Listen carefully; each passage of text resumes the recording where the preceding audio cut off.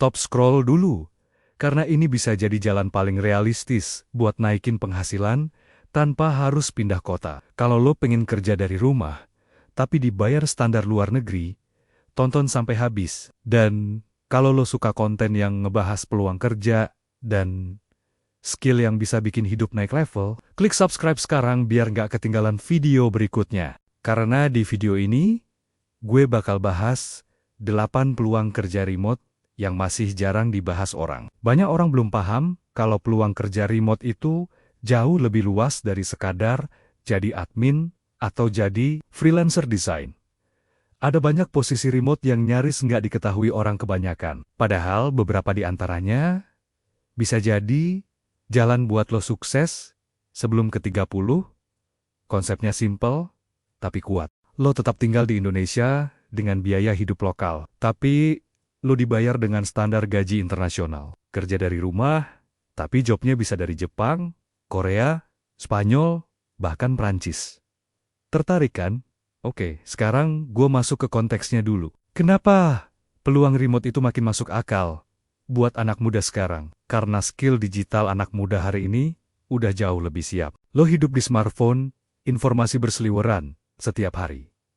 Tinggal problemnya satu, arah dan strategi. Dan itulah kenapa gue bikin video ini. Biar lo punya gambaran peluangnya, dan lo bisa pilih yang paling nyambung sama kemampuan lo. Sebelum kita bahas 8 peluangnya, gue mau sentil dulu realita kerja lokal. Di Indonesia, syarat kerja sering kebanyakan dan kadang gak relevan. Ada lowongan yang minta tinggi badan, umur maksimal, berpenampilan menarik, tapi gaji dan jam kerja malah nggak jelas. Akhirnya banyak orang mundur duluan sebelum coba. Sementara di beberapa negara lain, info lowongan cenderung lebih to the point. Posisi jelas, jam kerja jelas, range gaji jelas. Dari situ kita bisa tarik kesimpulan sederhana. Indonesia itu oversupply tenaga kerja. Sementara, banyak negara lain justru kekurangan tenaga kerja. Makanya kalau lo bisa kerja remote untuk perusahaan luar, penghasilan lo bisa ngikut standar mereka, tapi pengeluaran lo tetap lokal. Nah, syarat paling utama biasanya ada di satu hal, bahasa. Kalau lo target kerja remote untuk Jepang, minimal lo harus bisa bahasa Jepang. Kalau target Spanyol, ya bahasa Spanyol. Kalau target Prancis, ya bahasa Prancis, atau minimal bahasa Inggris untuk peluang yang lebih global. Gua kasih contoh kisah nyata biar kebayang. Ada orang yang dari SMA belajar bahasa Jepang karena suka anime. Umurnya masuk 30-an. Dan akhirnya keterima kerja yang berhubungan dengan Jepang. Dia bahagia karena itu memang mimpi dia dari dulu. Dan poinnya jelas, skill bahasa itu penting dan bisa dipelajari kalau lo niat. Dalam 1 tahun latihan serius, progresnya bisa jauh banget. Selain bahasa, banyak kerja remote juga nggak selalu butuh kuliah panjang.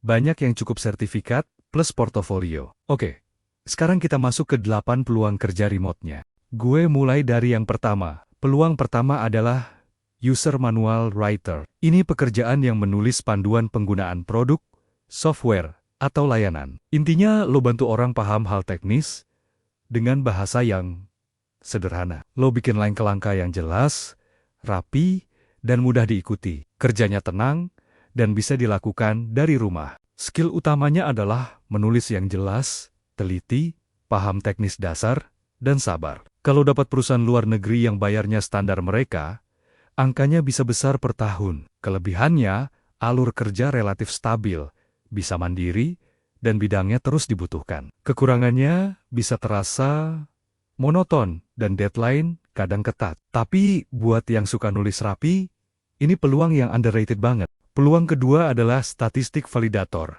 atau pemeriksa validitas statistik. Ini kerjaannya memverifikasi data riset dan klaim angka, supaya perusahaan nggak overklaim. Lo bisa bayangin, kayak detektif.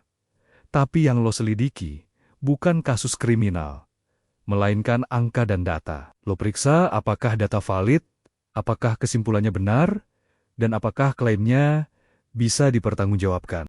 Skill yang dibutuhkan adalah analisa data, pemahaman statistik, detail tinggi, dan kalau bisa sedikit coding. Posisi ini penting, karena satu statistik salah bisa bikin perusahaan rugi besar dan kena masalah hukum. Kelebihannya jam kerja cenderung stabil dan cocok buat yang suka angka. Kekurangannya bisa monoton dan butuh fokus tinggi. Peluang ketiga adalah SOP writer atau penulis dokumentasi internal. Kalau user manual writer fokus ke produk untuk pengguna, SOP writer fokus ke proses internal perusahaan. Lo menulis OP, panduan kerja, alur organisasi, dan dokumen yang bikin semua tim jalan rapi. Skill yang dibutuhkan adalah menulis jelas, organisasi, komunikasi internal, dan kemampuan bikin diagram proses. Ada orang yang sebelumnya kerja bidang teknis, lalu pindah ke ini, dan penghasilannya naik sambil kerja dari rumah.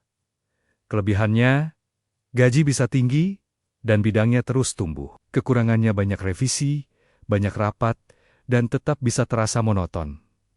Peluang keempat adalah WordPress Support Technician. Ini perannya memperbaiki website WordPress saat error, plugin bermasalah, atau website down. Lo bisa anggap diri lo dokter untuk website. Kerjanya bisa remote, tapi kadang jamnya nggak normal, karena beda zona waktu. Skill yang dibutuhkan adalah paham WordPress, basic HTML dan CSS problem solving, dan pelayanan pelanggan. Kelebihannya selalu dibutuhkan karena WordPress dipakai banyak website. Kekurangannya bisa stres saat kondisi darurat dan harus update terus mengikuti teknologi. Peluang kelima adalah Database Administrator atau DBA.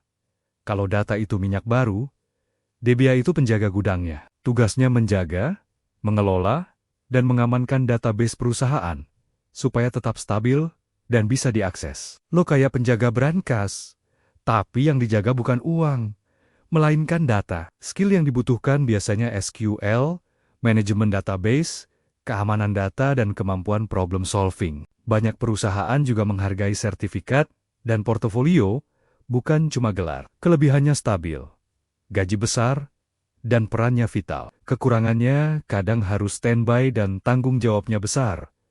Peluang keenam adalah Lead Management Coordinator. Ini posisi yang mengatur arus calon pembeli agar nggak hilang.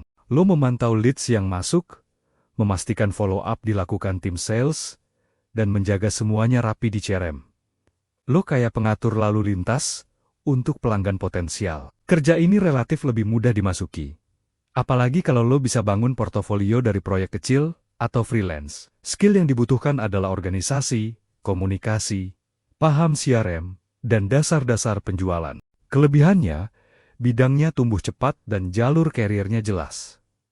Peluang ketujuh adalah taksonomi data specialist. Ini terdengar aneh, tapi perannya penting di era digital. Tugasnya mengelompokkan, mengklasifikasi, dan menata data agar informasi mudah dicari dan dipakai. Lo bisa bayangin, kayak pustakawan digital modern. Skill yang dibutuhkan adalah organisasi kuat, detail dasar database, dan berpikir analitis. Dan sekali lagi, bahasa itu kunci kalau lo kerja dengan tim global. Kelebihannya, potensi gaji tinggi, dan tekanan kerja cenderung lebih rendah.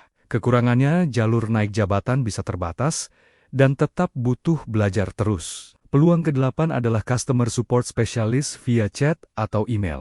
Ini menarik, karena nggak harus banyak telepon. Kerjanya menjawab pertanyaan pelanggan lewat email, live chat, atau sistem tiket. Cocok buat lo yang nyaman, nulis, dan bisa sabar menghadapi keluhan. Skill yang dibutuhkan adalah bahasa Inggris tertulis yang jelas dan ramah, familiar dengan tool support, dan kemampuan multitasking. Kekurangannya, kalau klien dari USA, bisa jadi lo harus siap shift malam. Tapi buat banyak orang, ini jalan masuk yang realistis untuk kerja remote dulu, sambil naik level. Sekarang gue rangkum pesan utamanya. Banyak perusahaan luar negeri mau hire orang dari negara lain dengan standar upah mereka. Kalau skill lo mumpuni, dibayar $20–40 per jam itu bukan hal yang mustahil di beberapa role tertentu.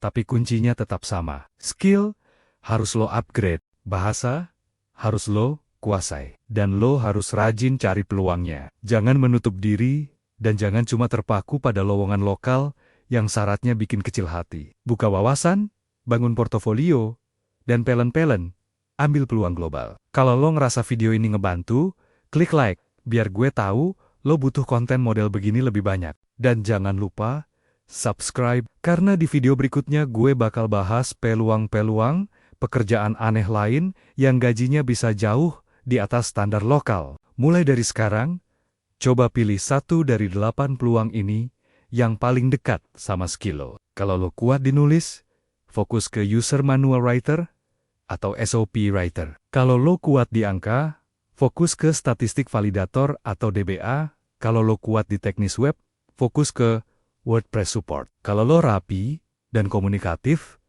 fokus ke lead management coordinator. Kalau lo suka ngatur kategori dan informasi, fokus ke taksonomi, data specialist. Kalau lo nyaman ngetik dan sabar, fokus ke customer support via chat. Habis itu, bikin rencana 30 hari yang realistis. Minggu pertama belajar dasar dan kumpulin contoh kerja.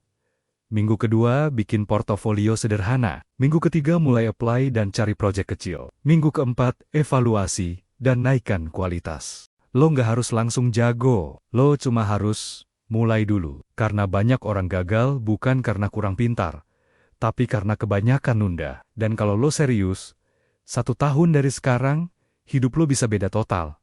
Lo tetap tinggal di kota lo, tapi income lo bisa naik karena lo main di pasar global. Tulis di komentar, dari 8 peluang ini, lo paling tertarik yang mana? Biar gue bisa bantu bikinin roadmap yang paling cocok buat pilihan lo. Dan ingat, skill tinggi itu bukan bawaan lahir, tapi hasil latihan yang konsisten. Sukses buat lo, dan sampai ketemu di video berikutnya.